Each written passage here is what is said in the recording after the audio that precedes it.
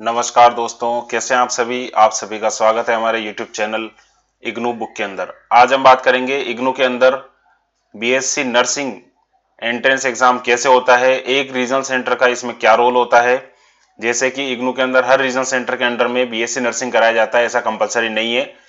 कुछ एक regional centre ऐसे होते हैं जिनके अंदर बीएससी नर्सिंग एक्टिवेटेड नहीं है, क्योंकि वहां पर उस कोर्स से रिलेटेड कंसर्न स्टडी सेंटर जो होता है, प्रोग्राम स्पेसिफाइड हेल्थ मैनेजमेंट का ऐसा कुछ इंस्टीट्यूट होता है जो कि वहाँ एक्टिवेटेड नहीं होता है उस रीजनल सेंटर के अंडर में, तो उस रीजनल सेंटर पे वो चीज नहीं होती है। लेकिन मैक्सिममली जो जो भी स्टेट्स होते हैं, बड़े स्टेट्स हैं, उन सभी में इग्नू के द्वारा बीएससी नर्सिंग करवाया जाता है।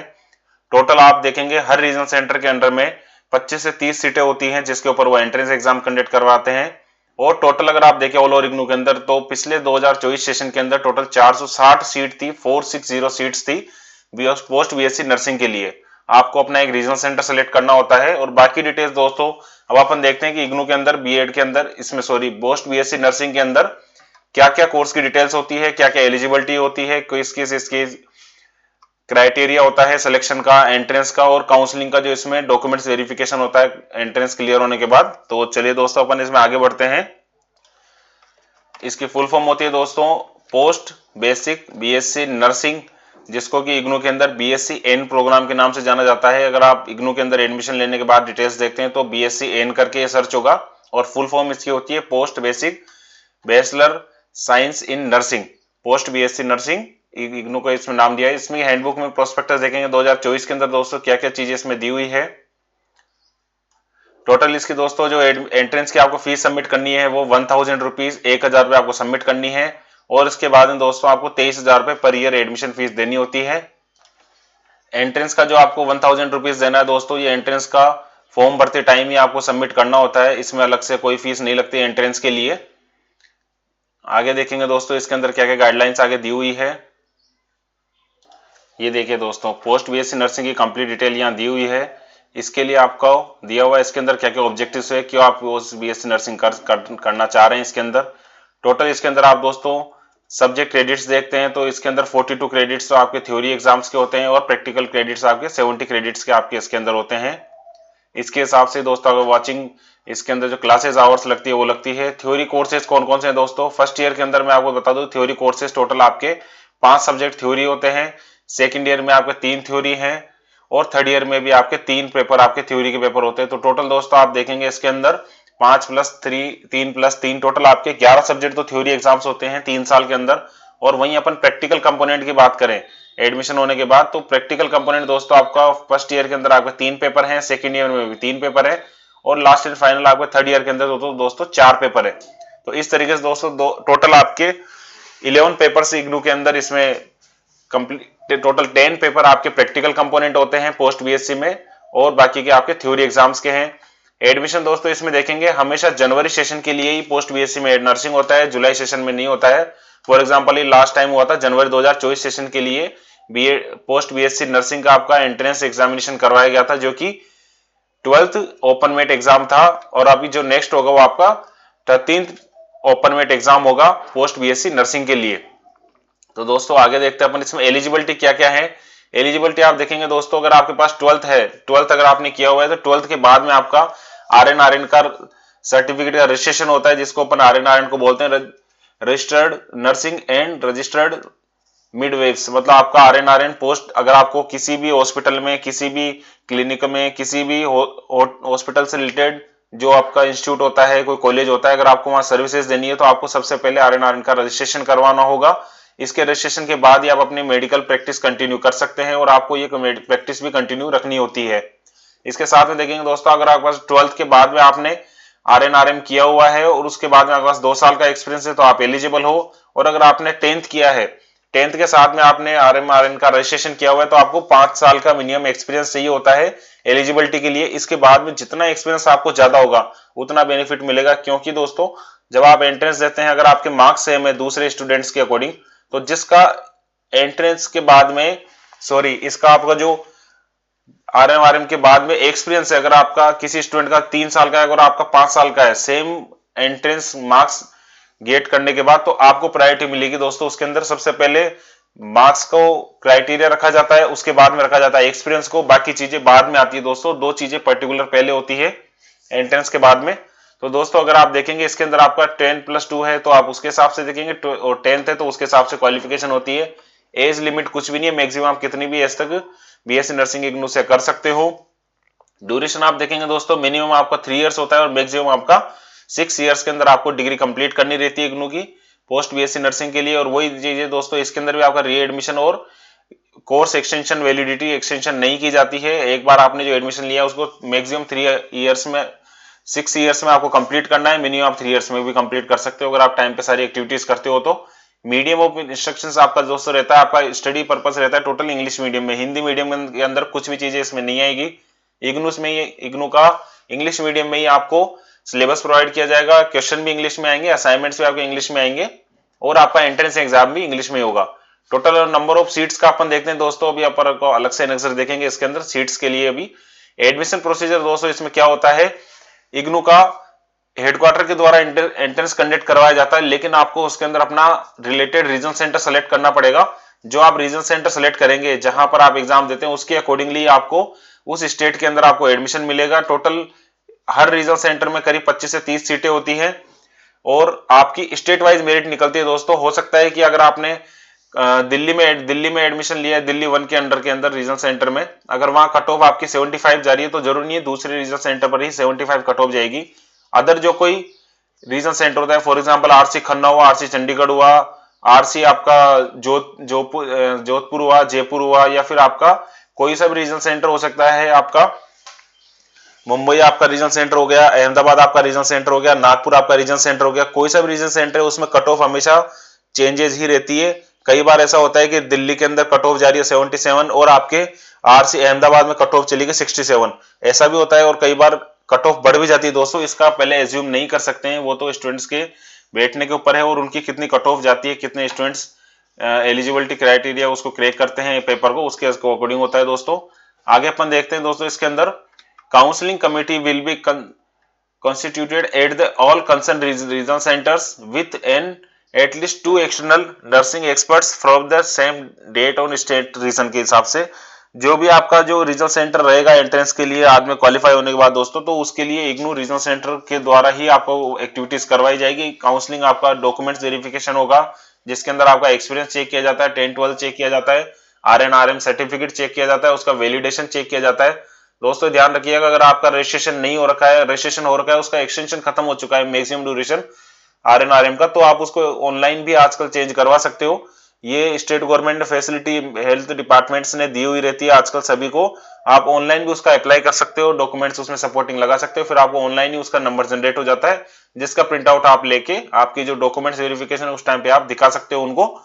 नेक्स्ट आप देखते हैं दोस्तों इसमें टोटल एंट्रेंस एग्जाम में क्या क्या चीजें आती है, उसका सिलेबस तो मैं आपको भी थोड़ा नीचे दिखाएंगे। इसके अंदर सिलेबस में आ रखा है, सारी मेडिकल से रिलेटेड आपको इन्फॉर्मेशन पूछी जाती है। अपलोडेड आपने जो डॉक्यूमेंट्स दिए होते हैं उसके बेसिस पे आपका एडमिट कार्ड इशू होगा। नेक्स्ट आपका टोटल इसमें 120 क्वेश्चंस आपके आते हैं, मल्टीपल चॉइस के हिसाब से आते हैं, सारे आपको क्वेश्चंस का अटेंड करने हैं, प्लस उसके अंदर माइनस मार्किंग नहीं होती है दोस्तों, आपको कंप्लीट अटेंड करना होता है। ड्यूरेशन आपका रहता है 2.5 आवर्स, टोटल 2.5 घंटे आपको मिलते हैं पेपर को सोल्व करने के लिए, और आपको इसमें OMR शीट पे ही पेपर का आंसर्स देना होता है। एंट्रेंस ऑब्जेक्टिव टाइप से आएगा। दूसरा आपको थ्योरेटिकल इसमें क्वेश्चंस नहीं आते हैं दोस्तों। 120 क्वेश्चन आपको टोटल आपको 150 मिनट में कंप्लीट करने होते हैं, जो कि टाइम तो अच्छे से मिल जाता है दोस्तों इसके अंदर अगर आप अच्छे से तैयारी करते हैं। एंट्रेंस का रिजल्ट दोस्तों 2 से 3 महीने में करीब आता है। और मेन कई क्वेश्चंस करते हैं स्टूडेंट्स की क्या क्या हमारे को डॉक्यूमेंट्स दिखाने हैं रीजनल सेंटर पे डॉक्यूमेंट्स वेरिफिकेशन के और डीवी के टाइम पे।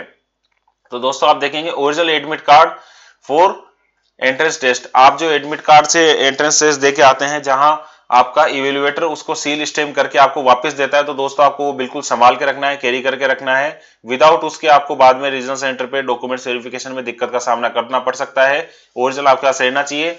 सर्टिफिकेट ऑफ 10th आपका होना चाहिए डेट ऑफ बर्थ के वेरीफाई के लिए। 12th आपका डॉक्यूमेंट्स होना, या फिर अगर 10th है जो भी आप एप्लीकेबल है उसके अकॉर्डिंग दोनों मार्कशीट चाहिए होती है। वैलिड RN-RM सर्टिफिकेट रजिस्ट्रेशन आपका होना चाहिए। अगर आपका जो मैं आपको बता रहा था अगर एक्सपायर हो चुका है तो आप उसको तुरंत रिन्यू करवाइए दोस्तों। नेक्स्ट आपका होता है एक्सपीरियंस सर्टिफिकेट, जो कि आपके जो आपने बनवाया हुआ है वो कि आपके रिलेटेड हॉस्पिटल या क्लिनिक या इंस्टीट्यूट का वैलिड लेटर हेड पर ही होना चाहिए। और एक्सप्रेस लेटर हेड के ऊपर आप दोस्तों ये चीज ध्यान रखिएगा, उसके ऊपर आगे डिस्पैच नंबर विथ डेट आपका सर्टिफिकेट इश्यू होना चाहिए, आपका नेम उसमें क्लियरली मेंशन होना चाहिए, प्लस आपका डेट ऑफ बर्थ कुछ अगर उसमें मिनिमम डिटेल्स अगर वो लिखते हैं, नेम आपका फादर नेम कुछ भी जो लिखते हैं वो, जिससे कि आपका आइडेंटिटी वेरीफाई हो जाए, तो वो सारी चीजें उसमें मेंशन होनी चाहिए। जीएनएम की आपकी मार्कशीट होनी चाहिए, ओवरऑल मार्कशीट हो टोटल सारे ईयर्स की, प्लस आपका सर्टिफिकेट होना चाहिए ऑर्गेनाइजेशन का अगर आपने कर, और साथ में आपको दोस्तों ये ध्यान रखिएगा आपको कंटिन्यू में प्रैक्टिस करनी है। आप कभी भी रीजन सेंटर पे एंट्रेंस क्लियर होने के बाद जाके आप ये ना कहिए कि मेरा एंट्रेंस क्लियर हो चुका है, मेरे को पहले का 5 साल का एक्सपीरियंस है और अभी मैं कंटिन्यू में कुछ भी नहीं कर रहा हूं, तो आपको दिक्कतों का सामना करना पड़ सकता है दोस्तों। क्योंकि BSc nursing post BSc IGNOU distance में तभी करवाता है जब आप कंटिन्यू में भी प्रैक्टिस कर रहे हो। विदाउट कंटिन्यू प्रैक्टिस के लिए अगर आप बीएससी नर्सिंग करते हो तो आपको एलिजिबल नहीं करेंगे दोस्तों। आपको करंट में चाहे आप प्राइवेट से करें चाहे गवर्नमेंट से करें, कहीं पे भी आप प्रैक्टिस करें जिसके अंदर सारी फैसिलिटी होनी चाहिए, सब तरीके की मेडिकल इक्विपमेंट्स होना चाहिए, मैक्सिमम उनका मिनिमम बेड क्राइटेरिया होता है वो भी आपके पास होनी चाहिए, फर्स्ट एड भी हो, ऑपरेशन थिएटर भी हो, सारी चीजें इसके अंदर दोस्तों रहेगा, इमरजेंसी वगैरह सब होना चाहिए। नेक्स्ट आपका होता है कैटेगरी सर्टिफिकेट आपका होना चाहिए, रिजर्व कैटेगरी अगर आपका है, एसटी एससी हो गया, ओबीसी नॉन क्रिमिलियर हो गया, कश्मीरी माइग्रेंट का हो गया, ईडब्ल्यूएस का हो गया दोस्तों, ये सारे सर्टिफिकेट आपको गवर्नमेंट ऑफ इंडिया के होने चाहिए। अगर आप पर्टिकुलर स्टेट के अगर आप दिखाएंगे तो वो वैलिड नहीं रहेंगे, क्योंकि इग्नू की काउंसलिंग होती है सेंट्रल बेसिस पे होती है, इग्नू एक सेंट्रल यूनिवर्सिटी है, तो आपको सेंट्रलाइज सेंटर का सर्टिफिकेट आपको कास्ट का दिखाना होगा। सेंटर का कास्ट सर्टिफिकेट बनाने के लिए पहले आपको स्टेट का आपका रिलेटेड स्टेट का कास्ट सर्टिफिकेट बनता है, उसके बाद में आपका बनने के बाद आपको उस सर्टिफिकेट के आधार पर दोबारा अप्लाई करना होता है आपका कंसर्न जो आपका तहसील वगैरह होता है वहां पे, तो आपको सेंट्रल गवर्नमेंट का कास्ट सर्टिफिकेट आपको मिलेगा उसके अंदर दोस्तों, जो कि आपकी वैलिडेशन आप उसमें चेक कर सकते हो। Income certificate in case of non creamy layer of OBC EWS, ये दोस्तों बड़ा अच्छा क्वेश्चन होता है स्टूडेंट्स का कि अगर हमारे पास पुराना अगर ओबीसी का सर्टिफिकेट है या ईडब्ल्यूएस का सर्टिफिकेट है तो क्या वो वैलिड है? जी हाँ दोस्तों, वो वैलिड होता है, लेकिन उसके साथ में आपको वैलिड इनकम सर्टिफिकेट आपको नॉन जो कुछ गजेटेड ऑफिसर से स्टैम्प करवा के नोटराइज करवा के वो आपको वहां प्रेजेंट करना होता है। अगर आपके पास पुराना कास्ट सर्टिफिकेट है ओबीसी का नॉन क्रिमिलियर का, प्लस आपके पास ईडब्ल्यूएस का सर्टिफिकेट है, तो आप इनकम सर्टिफिकेट बनवाएंगे मार्केट से, जो भी आपका किसी ई मित्र की शॉप वगैरह जो भी होती है वहां से बनवा के स्टाम्प पे आपको वो डिटेल लिखनी होती है कितनी इनकम वगैरह है, उसके अकॉर्डिंग उसमें स्लेब होता है, वो स्लेब आप कैटेगरी वाइज चेक करेंगे दोस्तों, वो स्लेब के अकॉर्डिंग आपको इनकम सर्टिफिकेट भी आपको प्रेजेंट कर सकते हो, और आपको करंट का एक्सपीरियंस करंट का कास्ट सर्टिफिकेट जरूरत नहीं होती है, 2 पासपोर्ट साइज फोटोग्राफ चाहिए होती है, वैसे इसमें एक से काम हो जाता है, क्योंकि आजकल तो जो आपका आईडी कार्ड आता है वो ऑनलाइन जो आप एंट्रेंस का भरते हैं वही आईडी कार्ड की डिटेल्स आपकी नेक्स्ट में बीएड के इग्नू के पोस्ट बीएससी नर्सिंग के उसमें ट्रांसफर हो जाती है, वही फोटो सिग्नेचर उसमें मेंशन हो जाते हैं। आपको ये एडमिशन का फॉर्म दोस्तों जो आपने एंट्रेंस का भरा है इसकी फोटोकॉपी भी साथ में देनी होगी, प्लस आपको 23,000 रुपीज आपको देने फर्स्ट ईयर एडमिशन के लिए, जो कि 23,000 रुपए पर ईयर फीस होती है। पहले दोस्तों ये फीस 18,000 हुआ करती थी इससे पहले, अभी करंट में फीस है 23,000 रुपए पर ईयर। आपको जब एंट्रेंस क्लियर हो जाएगा डॉक्यूमेंट्स वेरिफिकेशन में आपको 23,000 रुपए का डीडी आपको देना पड़ेगा इग्नू पेबल एट जयपुर। और हो सकता है कि आने वाले अभी जो नेक्स्ट सेशन होगा इसके अंदर लास्ट टाइम पे तो ऑफलाइन डीडी लिए गए थे हर रीजनल सेंटर्स पे, अभी जो आने वाला नेक्स्ट सेशन होगा जिसके अंदर बीएड की तरह जिसमें कि ऑनलाइन ही पेमेंट करवाया था, वैसे ही आपका पोस्ट बीएससी का भी पेमेंट ऑनलाइन ही करवाया जा सकता है। मैक्सिमम ऐसा हुआ तो आपको खाली पेमेंट कैश ले जाने की जरूरत नहीं पड़ेगी, तो आपको ऑनलाइन आप भरेंगे, ऑनलाइन आपको लिंक क्रिएट हो जाएगा, उसी एंट्रेंस वाली आईडी पे आईडी पासवर्ड पे आप लॉगिन करके पेमेंट का लिंक आएगा, उस पर डायरेक्ट पेमेंट कर सकते हैं, डीडी बनवाने बैंक में चक्कर काटने की जरूरत नहीं रहेगी दोस्तों। और नेक्स्ट और फाइनल इसमें दिया हुआ दोस्तों, your admission will be made region wise strictly on the basis of merit, मतलब कि आपकी मेरिट के बेसिस पे ही आपका एडमिशन होगा, प्लस आपका कैटेगरी और डॉक्यूमेंट्स वेरिफिकेशन के आधार पे आगे डिटेल्स इसमें प्रोसीजर की जाएगी। सिलेक्शन प्रोसेस आप देखेंगे दोस्तों इसके अंदर फर्स्ट प्रायोरिटी होती है आपके मेरिट के अकॉर्डिंग, सेकंड आपका होता है एक्सपीरियंस, जो कि मैं आपको बात कर रहा था आरएन आरएम के बाद में कितने साल का आपको एक्सपीरियंस है, सेम मार्क्स के ऊपर वो डिपेंड करेगा। उसके बाद में दोस्तों आपका जीएनएम एग्जामिनेशन का आपका 3 इयर्स का होना चाहिए। उसके बाद में अगर ये दोनों चीजें सेम है तो आपकी डेट ऑफ बर्थ के अकॉर्डिंग होगा। If the ties between the candidates shall still does not get resolved, date of birth will be considered. Candidates born earlier will have higher rank than those born later, मतलब कि जिसकी date of birth जिसकी as ज्यादा है उस candidate को priority दी जाएगी, जिसकी एज कम है, फॉर एग्जांपल किसी का डेट ऑफ बर्थ अगर आपका 1985 है तो, और दूसरे स्टूडेंट्स का, ए स्टूडेंट का 1985, बी स्टूडेंट का 1987 है, तो 1985 वाले ए स्टूडेंट को फर्स्ट प्रायोरिटी दी जाएगी एंट्रेंस के अंदर एडमिशन के लिए, 1987 वाले बी कैंडिडेट को बाद में सेकंड प्रायोरिटी दी जाएगी। अगर वो एडमिशन नहीं लेना चाहेगा या फिर कुछ रीजन से, अनदर रीजन से कैंसिल होता है तो फिर वो सेकंड कैंडिडेट को दिया जाएगा। ड्रॉज ऑफ लॉट इसमें दिया हुआ है, if there is draw even after applying the above criteria then the rank will be decided through a draw of lot के अकॉर्डिंग। अगर आपका एडमिशन इग्नू के अंदर कंप्लीट हो चुका है और अगर एडमिशन होने के 30 दिन के अंतराल तक अगर किसी स्टूडेंट को अगर कैंसिल करवाना है तो कैंसिल करवा सकता है, तो उसका रजिस्ट्रेशन का कुछ अमाउंट कट के उसको वापस हो जाता है रिफंड। तो उस सिचुएशन में उसके ड्रॉप डाउन पॉलिसी के अकॉर्डिंग उसके नीचे जिन स्टूडेंट का नंबर था दोस्तों, तो उसको अलग से रीजन सेंटर के द्वारा रिकॉल किया जाता है और आपका डॉक्यूमेंट्स वेरिफिकेशन सेपरेटली करवाया जाता है, तो आप फिर उसमें एलिजिबल हो जाते हो दोस्तों। तो आप घबराइएगा नहीं, अगर आपका करंट के अंदर रीजनल सेंटर पे अगर आपका एंट्रेंस क्लियर हो जाए होने के बाद भी अगर आपका एडमिशन नहीं होता है और आपका लास्ट मोमेंट पे रह जाता है एक या लास्ट सेकंड लास्ट कैंडिडेट के अकॉर्डिंग, तो फिर आप उसके अंदर वेट कीजिए, हो सकता है आपका नंबर बाद में भी आ जाए। नेक्स्ट आपका रहता है OBC certificate non creamy layer का वैलिड रहता है अगर आप इनकम सर्टिफिकेट उसमें लगा देते हो दोस्तों। नेक्स्ट आप देखते हैं इसके अंदर आपके registered email ID mobile number होना चाहिए जो कि सही होना चाहिए, उसी पे आपको सारी इन्फॉर्मेशन दी जाती है। टाइम टू टाइम आप वेबसाइट पे भी चेक कर सकते हो। ये प्रोग्राम फीस दोस्तों इसमें दी हुई 23,000 रुपए पर ईयर है। उसके अलावा दोस्तों आपको 23,000 के अंदर ही आपकी किताबें आ जाती है, प्लस आपको एग्जामिनेशन फीस और प्रैक्टिकल फीस थ्योरी की और प्रैक्टिकल की अलग से सबमिट करनी है। थ्योरी की एग्जाम फीस आपकी होती है तो दोस्तों 200 रुपए और प्रैक्टिकल की आपकी होती है 200 रुपए। अगर आपका उसके अंदर कोई प्रोजेक्ट होता है तो आपको उसके लिए तो, लेकिन आपका बीएससी के अंदर आपका कोई प्रोजेक्ट नहीं होता है, केवल प्रैक्टिकल होता है दोस्तों। नेक्स्ट आप देखेंगे ये जो ओपन मेट का डिटेल्स है, ये जनवरी 2024 सेशन के लिए, 2025 सेशन में भी ज्यादा कुछ चेंजेस अभी दिखाई नहीं दे रहे हैं दोस्तों, क्योंकि अगर कुछ चेंजेस होता है तो रीजनल सेंटर्स की वेबसाइट पे अपडेट होती है वो चीज। और ये ट्वेस केसेस तो हमने आपको बता ही दिया किस बेसिस पे होगा। काउंसलिंग प्रोसेस दोस्तों आपके कंसर्न रीजनल सेंटर पे होगी, और आपका जो लोकेटेड अप्रोक्स रीजन से आपका स्टडी सेंटर होगा वहां की कुछ फैकल्टी भी उस एंट्रेंस डीवी के अंदर आपके वहां पर मौजूद रहती है। नेक्स्ट आप देखेंगे दोस्तों इसके अंदर कितने परसेंटेज आपका देखते हैं वो डॉक्यूमेंट्स का, डॉक्यूमेंट्स वेरिफिकेशन में वही डॉक्यूमेंट चाहिए दोस्तों जो मैं आपको बता रहा था। जब भी आप एंट्रेंस का देने जाएंगे तो इसी सीरियल के अंदर दोस्तों आपको सबको जमा के लेके जाना है, फोटोकॉपी एक सेट लेके जाना है जिसको आपको सेल्फ अटेस्टेड करना है। ओरिजिनल डॉक्यूमेंट्स भी आपको इसी सीरियल में रखने होते हैं दोस्तों, जिससे कि आपका डॉक्यूमेंट्स वेरिफिकेशन बहुत जल्दी से कंप्लीट हो जाए और किसी को भी असुविधा न हो, आप टाइम से फ्री हो जाए। प्रोग्राम का स्टडी मटेरियल दोस्तों आपको जैसे आप एंट्रेंस के बाद में डॉक्यूमेंट्स वेरिफिकेशन हो जाता है, 1 महीने में आपका एडमिशन कंफर्म हो जाता है, आईडी कार्ड आ जाता है, उसके करीब 3 से 4 महीने बाद में आपका स्टडी मटेरियल आपके होम एड्रेस पर ही डिलीवर होता है। आपको कहीं जाने की जरूरत नहीं है, केवल आपको अपने स्टडी सेंटर पे इंडक्शन मीटिंग होगी उसके अंदर अटेंड होना है। उसके बाद में आपको क्लासेस शेड्यूल दिया जाता है, उस शेड्यूल के अकॉर्डिंग आपको वहां क्लास लेने जाना होता है। स्कॉलरशिप से रिलेटेड दोस्तों इसके अंदर दिया हुआ है, अगर आप रिजर्व कैटेगरी में हैं और आप एलिजिबल हैं स्कॉलरशिप के लिए तो आप दोस्तों डायरेक्ट आपका जो स्टेट गवर्नमेंट का या फिर अगर आप सेंट्रल गवर्नमेंट के लेना चाहते हैं तो गवर्नमेंट ऑफ इंडिया की नेशनल स्कॉलरशिप पोर्टल होता है, तो आप वहां पर भी अपनी स्कॉलरशिप अप्लाई कर सकते हो। फीस रिसिप्ट दोस्तों आपने जो डीडी सबमिट करा है वो लगा सकते हो, या फिर आप अपने कंसर्न रीजनल सेंटर पे फीस रिसिप्ट अलग से ले सकते हो, तो आपको एक एप्लीकेशन के भी आपको प्रोवाइड करवा देते हैं, सेम डे मिल जाती है, ज्यादा टाइम उसमें लगता नहीं है। अगर आप ऑनलाइन भी मेल करते हैं आपके कंसर्न रीजनल सेंटर पे तो आपको फीस रिसिप्ट की पीडीएफ फाइल बना के आपको बाय पोस्ट भेजते हैं, प्लस आपको आपकी मेल के रिप्लाई में आपको भेज देते हैं, तो उससे आप अपना स्कॉलरशिप फॉर्म अगर आप अप्लाई एलिजिबल हो तो आप अप्लाई कर सकते हो दोस्तों। री रजिस्ट्रेशन प्रोसेस आपका जो होता है दोस्तों ये आपको हर साल करना होता है, जैसे फर्स्ट ईयर का आपने अभी दिया है, नेक्स्ट ईयर का आपको दोस्तों करीब 7 से 8 महीने बाद में दोबारा सेकेंड ईयर का और उसके 1 साल बाद में आपको थर्ड ईयर का री रजिस्ट्रेशन फॉर्म भरना होता है।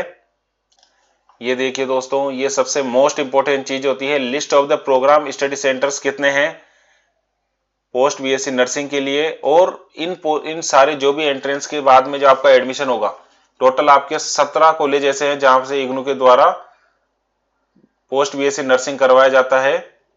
ये देखिए दोस्तों आप यहां पर ही आपका एडमिशन होगा, इसके अलावा कहीं पर भी एडमिशन नहीं होगा दोस्तों। टोटल इसमें दिया हुआ है PSC code, program study centre code इसको बोलते हैं, प्रोग्राम स्टडी सेंटर कोड इसको कहते हैं दोस्तों। नेम एंड एड्रेस आपका स्टडी सेंटर का आ जाता है, यहाँ आपको अटेंड करनी होती है practical classes. RC code regional centre code जिसको बोलते हैं, और नंबर ऑफ सीट्स कितनी है इस रीजनल सेंटर के अंदर। जैसे ये रीजनल सेंटर का कोड होता है, स्टार्टिंग के डिजिट का 2 डिजिट का रीजनल सेंटर कोड रहता है, उसके बाद का जो कोड रहता है वो स्टडी सेंटर का कोड रहता है। फॉर एग्जाम्पल आप इसमें देखेंगे जैसे आंध्र प्रदेश के अंदर ये study centre regional centre code है, ये रीजनल सेंटर कोड इसमें होता है दोस्तों। For example first regional centre है का स्टडी सेंटर आपका 0183P। पी का मतलब होता है दोस्तों प्रोग्राम स्टडी सेंटर, ये इग्नू का इंटरनल पॉलिसी होता है। पी का मतलब स्पेसिफाई प्रोग्राम के लिए वो स्टडी सेंटर बना हुआ है, इसलिए उसको लास्ट में पी लगा दिया जाता है। तो आपको तो ये टोटल रखना है 0183P, ये इसका कोड है 84 और इसके नंबर ऑफ सीट्स यहाँ अलोटेड है 30। तो इस रीजनल सेंटर पे 30 बच्चों का एडमिशन होगा। इसी तरीके से दोस्तों आप हर स्टेट का देख सकते हो, जैसे कि आंध्र प्रदेश का हो गया, तेलंगाना का हो गया, गुवाहाटी का हो गया, दिल्ली का हो गया। दिल्ली के रीजनल सेंटर के अकॉर्डिंग अलग अलग रहता है दोस्तों। अहमदाबाद का आपका हो गया, श्रीनगर का आपका, श्रीनगर जम्मू जो कहते हैं उनका वहां का है, उसमें भी टोटल आपको 30 की 20 सीट है दोस्तों वहां पे। कर्नाटका में है आपका, बेंगलुरु में है, मुंबई में है दोस्तों आपका। वैसे ही आप देखेंगे पुणे में है, आइजोल में है, पंजाब में है, जयपुर में है जो कि राजस्थान में होता है, कानपुर आपका हो गया।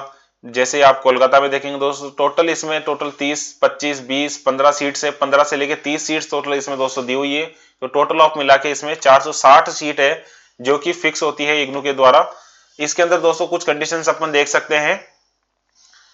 Addition will be only the made subject of the approval of the programme study centre.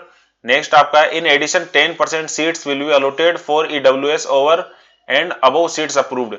मतलब कि टोटल 10% सीट जो वहां के रीजनल सेंटर में अलॉटेड है। फॉर एग्जांपल आपका कोलकाता का रीजनल सेंटर है, वहां 30 सीट्स है। 30 सीट्स के अकॉर्डिंग दोस्तों आपको उसकी 10% सीट्स मतलब कि 3 सीट्स आपको ईडब्ल्यूएस की रिजर्व रखी जाती है।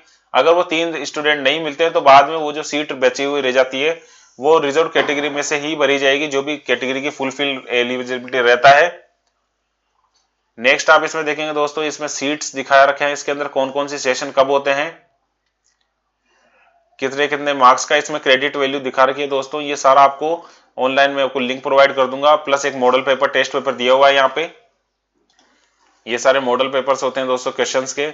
ओएमआर शीट का पैटर्न कैसा होता है मैं आपको बता देता हूं दोस्तों। ओएमआर शीट का पैटर्न इस तरीके से रहता है जिसकी आपको एंट्रेंस का उसमें फॉर्म फिलअप करना रहता है। ये आपके स्टेट कोड से रहते हैं, इसकी आपको जरूर रिक्वायरमेंट होती नहीं है दोस्तों। मेन चीज है दोस्तों, ये मेन इग्नू की वेबसाइट है, आप एडमिशन लेने के बाद आपको कहाँ प्रोफाइल चेक कर सकते हैं। ये सारी प्रोसेस होने के बाद दोस्तों स्टूडेंट सर्विसेज में आपको जाना होता है। इस पे जैसे आप क्लिक करेंगे यहाँ पर आप देखेंगे नाउ योर स्टेटस। आप नाउ योर स्टेटस पे आप जैसे क्लिक करेंगे दोस्तों आपका यहाँ पर रजिस्ट्रेशन डिटेल का ऑप्शन आ जाता है। आप जैसे रजिस्ट्रेशन डिटेल पे क्लिक करते हो आपको अपना एनरोलमेंट नंबर डालना है, प्रोग्राम आपको डालना है, सिलेक्ट करना है। इसके अंदर आपको BSc लिखना है दोस्तों, ध्यान रखिएगा।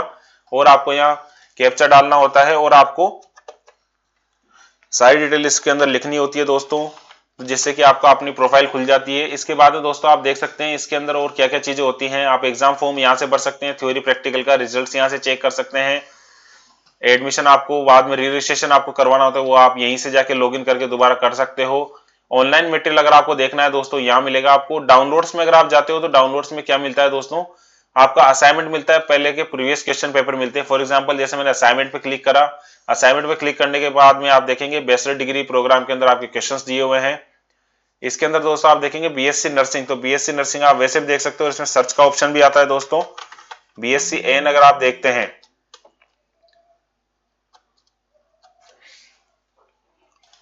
ये देखिए दोस्तों इसके अंदर का BSc nursing PB post basic pre revised है और रिवाइज्ड है, आपको ये देखना है। प्री रिवाइज्ड करंट में चल रहा होता है। ये देखिए दोस्तों 2024 में अभी कौन सा लागू है, फर्स्ट ईयर का।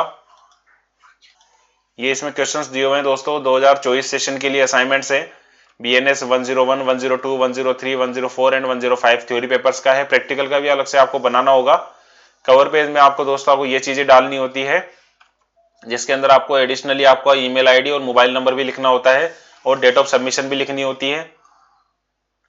ये आपके क्वेश्चंस होते हैं दोस्तों। इन सभी क्वेश्चंस का आपको आंसर्स बना के आपके कंसर्न स्टडी सेंटर पर ही सबमिट करवाना होगा और कहीं पर ये सबमिट नहीं होगा दोस्तों। रीजनल सेंटर में वहां कोई रोल नहीं होता है। जो भी एक्टिविटी इसके बाद में आपको करनी है सब आपको स्टडी सेंटर से करनी है।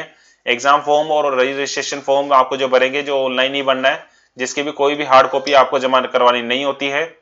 ये क्वेश्चन है दोस्तों इसमें A और B पार्ट में दिए हुए हैं। इसी तरीके से आपका नेक्स्ट पेपर आता है BNS 101, इसमें भी पार्ट A पार्ट B में डिवाइडेड है।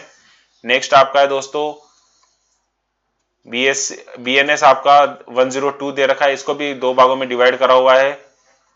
इसी तरीके से दोस्तों आपका BNS 102 आपका आ गया, ये भी डिवाइडेड करा हुआ है। इसी तरीके दोस्तों आप देख सकते हैं सारे क्वेश्चंस इसमें दिए होते हैं, पुराने क्वेश्चन पेपर भी आपको दिए हुए रहते हैं। उसी तरीके दोस्तों आप देखेंगे इसका स्टडी मटेरियल जो होता है, स्टडी मटेरियल कई स्टूडेंट्स का रहता है कि मैंने एडमिशन लिया है, मटेरियल अभी आया नहीं, तो तब तक आप ऑनलाइन भी पढ़ सकते हो। इसके लिए वही स्टूडेंट जो सर्विसेज में जाके ई सोर्सेज SLM होता है, इस पर आप जैसे क्लिक करेंगे दोस्तों ई ज्ञान कोश ऑप्शन खुल जाता है। ई ज्ञान कोश पे दोस्तों ये देखिए इसके अंदर नॉर्मल बैचलर डिग्री के तो सामने सभी दिए हुए हैं, प्लस आपको ऊपर इसमें सर्च का ऑप्शन, अगर आप मोबाइल में देख रहे हैं तो राइट साइड ट्रिपल लाइन दी हुई है, ट्रिपल लाइन पे आप क्लिक करेंगे तो यहाँ सर्च का ऑप्शन आ जाता है। तो इसके अंदर दोस्तों आपको अलग से लॉगिन साइन इन करने की जरूरत नहीं है, विदाउट लॉगिन साइन इन ही एक्सेस रहता है। आप जैसे इस पे क्लिक करोगे दोस्तों तो ये आगे पूरा आपका मटेरियल का ऑप्शन खुल जाता है। आप जिप फाइल भी डाउनलोड कर सकते हो, एक बार में आपकी पूरी फाइल डाउनलोड हो जाएगी। फर्स्ट पे आप जैसे क्लिक करोगे ये आपका कोर्स वाइज स्टडी मटेरियल दिखाई देगा दोस्तों, इसके अंदर सारी चीजें आप पढ़ सकते हो एक एक का। फॉर एग्जांपल अपन एक कोर्स कोड उठा के देखते हैं, BNS 105 आपका बिहेवियरल साइंसेस में है, इसको डिवाइडेड किया हुआ है ब्लॉक 1, ब्लॉक 2, ब्लॉक 3 में, 4 में। इसको आप जैसे आगे क्लिक करेंगे यूनिट वाइज इसमें दे रखा है आगे, जिसको यूनिट अपन बोलते हैं लेसन्स। फर्स्ट आप जैसे क्लिक करेंगे दोस्तों, इसे फर्स्ट पे क्लिक करेंगे फाइल ओपन का ऑप्शन आ जाएगा। ये देखिए दोस्तों इसके अंदर PDF फाइल ओपन हो चुकी है, आप इसको डाउनलोड भी कर सकते हो। इसमें सर्च का ऑप्शन भी रहता है, कई क्वेश्चंस के असाइनमेंट के आपको आंसर चाहिए होते हैं तो आपको किताबों के पन्ने पलटने की आवश्यकता नहीं है, आप डायरेक्ट सर्च भी कर सकते हो। इसके अंदर टॉपिक वाइज इसमें दिया हुआ है दोस्तों, ये देखिए अपन स्क्रॉल डाउन करके देखते हैं इसको, सारी चीजें इसमें टॉपिक वाइज दी हुई रहती है। राइट लेफ्ट में दोस्तों इसमें मार्जिन दिया हुआ रहता है, अगर आप हाथ से पढ़ के प्रैक्टिस कर रहे हो तो आप अपनी पेंसिल से या पेन से इसमें मार्किंग करके लिख सकते हो, याद रख सकते हो। इसमें सारा मटेरियल दोस्तों ऐसे ही दिया हुआ रहता है इग्नू के अंदर, आप किसी भी सब्जेक्ट का material without login ID password के देख सकते हो। अगर आपको किसी और दूसरे सब्जेक्ट का डिग्री का देखना है तो भी आप सर्च करके पढ़ सकते हो दोस्तों। इसके साथ साथ दोस्तों और अगर आपको इसमें कोई कंफ्यूजन है तो आप बताइए, नॉर्मल से मैं आपको ब्रीफली दोबारा बता देता हूँ। एंट्रेंस आपको देना होता है 1000 उसके एंट्रेंस की फीस होती है। एलिजिबिलिटी के अंदर आपको 12th प्लस 2 साल का एक्सपीरियंस होना चाहिए RN RM करने के बाद में, और अगर आपके पास 10th है तो 5 साल का एक्सपीरियंस होना चाहिए। इसके बाद में आपको एंट्रेंस क्वालिफाई करना है, प्लस आपको जो करंट आपकी मेडिकल प्रैक्टिस है वो आपको करंट में कंटिन्यू करनी है, बीच में बंद नहीं करना है। जितना ज्यादा आपका एक्सपीरियंस होगा, अगर सेम मार्क्स आपके एंट्रेंस में मिलते हैं तो आप एलिजिबल ज्यादा होते हो, फर्स्ट प्रायोरिटी आपको दी जाएगी जिसको ज्यादा एक्सपीरियंस है। इसके बाद में दोस्तों आपको एंट्रेंस क्वालिफाई करना है, स्टेट वाइज आपको क्लियर करना है। स्टेट वाइज आपका एंट्रेंस के बाद में आपको डॉक्यूमेंट्स वेरिफिकेशन के लिए एडमिशन के लिए बुलाया जाएगा। फाइनल टोटल 15 से 30 सीट होती है, आप देख सकते हैं ऑनलाइन जब एंट्रेंस का आएगा तो उसके अंदर अलग से प्रोस्पेक्टस आता है, तो आप वहां से डाउनलोड करके देख सकते हो। इसके बाद में आपको सारे का डिटेल्स आपको देखकर उसके अंदर सबमिट करना होगा आपको ऑनलाइन का फॉर्म। बाद में ऑफलाइन के अंदर आपको सारे डॉक्यूमेंट्स भी ऑफलाइन लेके जाने होंगे। एक ऑफलाइन के अंदर एक फोटोकॉपी सेट्स आपको लेके जाना है, जिसको सेल्फ अटेस्टेड करके लेके जाना है, सब सीरियल से जमा के लेके जाना है। रीजनल सेंटर पे जमा होगा, 23,000 रुपए आपकी फीस जमा होगी। फीस जमा करने के बाद आपको DD से भी जमा करा सकते हो, ऑनलाइन भी हो जाएगा बाद में। वो आपको हर ईयर वाइज आपको 23,000 रुपए एडमिशन के जमा कराने हैं। एग्जामिनेशन फीस आपको 200 रुपए या 300 रुपए पर पेपर थ्योरी और प्रैक्टिकल की जमा करानी है। जो कि आपका स्टडी मटेरियल है वो आपका इस 23,000 के अंदर ही आपके होम एड्रेस पे डिलीवर करवाया जाएगा। इसके अंदर टोटल आपका जो बैच होता है पूरा कंटिन्यू बैच के साथ first year, second year, third year में तीनों में प्रैक्टिकल क्लास होगी, जिसकी 75% क्लास आपको मैक्सिमम आपको लेनी ही लेनी है। ऐसा नहीं कि आपको प्रैक्टिकल क्लास नहीं लेनी है, प्रैक्टिकल क्लास के बिना आपका प्रैक्टिकल कंपोनेंट वाला कोर्स सब्जेक्ट कंप्लीट नहीं होगा दोस्तों। और आपको करंट में प्रैक्टिस भी करनी रहती है, जिसकी डिटेल्स, जिसकी रिपोर्ट्स आपको आपके कंसर्न स्टडी सेंटर पे टाइम टू टाइम सबमिट करवानी रहेगी कि मैंने इस मंथ के अंदर ये एक्टिविटी करी और इस पार्ट से रिलेटेड मैंने एक्सपीरियंस लिया, ये मैंने वर्क किया है। तो दोस्तों इस प्रकार पोस्ट BSc नर्सिंग BSc जो इग्नू के अंदर करवाया जाता है उसकी अपन ने सारी डिटेल पढ़ी है, सारी जानकारी ली है इसमें। अगर इसमें आपको और भी कोई कंफ्यूजन है, कोई सजेशन है, कोई राय है आपकी, कोई सुझाव है तो आप हमारे को कमेंट सेक्शन में डाल सकते हो। और अगर आपकी कोई क्वेरी है तो आप यहाँ भी डालिए, प्लस हमारे को व्हाट्सअप नंबर डिस्क्रिप्शन में दिया हुआ है तो आप हमारे को मैसेज भी कर सकते हो। हम जल्द से जल्द आपकी क्वेरी का सॉर्ट आउट रिप्लाई आपको करवाएंगे। प्लस इसके अंदर आपको जो जो भी और कोई इन्फॉर्मेशन चाहिए सभी आपको अवेलेबल करवाई जाएगी दोस्तों।